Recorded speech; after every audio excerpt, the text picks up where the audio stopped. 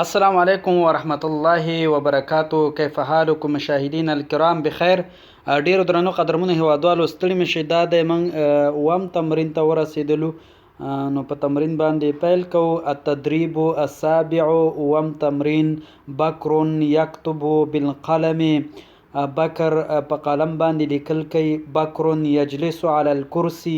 بکر په چوکۍ باندې کینی. نو دغه انځورونه تاسې یو بل سره وصل کوي. صحیح جمله د صحیح انځور سره تاسو وصل کوي. الکتاب فوق المکتب، کتاب له پاسه د میز ده. بکر یاکل البرتقال، بکر څه خوري؟ مالته خوري. التدریب الثامن، اتم تمرین. فاکهة، میوې. فنجان، د چای ګلاس. پستان، د ناوې جامې. د پی استعمال د فی ته زور ورکوي، زیر او همدارنګه پیغ. سین، د سین استعمال د زور څنګه ورکوي، زیر څنګه، پیغ څنګه. سیارة، موټر. سکین، چاقو. سوق، بازار. التدریب التاسع، نهم تمرین. پستان، جامې. تفاح، مڼې یا مڼه. موقف، ځای. خبز، ډوډۍ. یخرج، وزي. خوخ، شفتالو.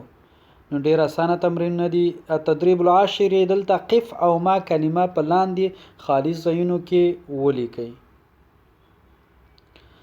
دا زموږ د نن ورځې درس. تر بیا مو په پاک او مهربان الله سپارم. پاک الله مو مل شه.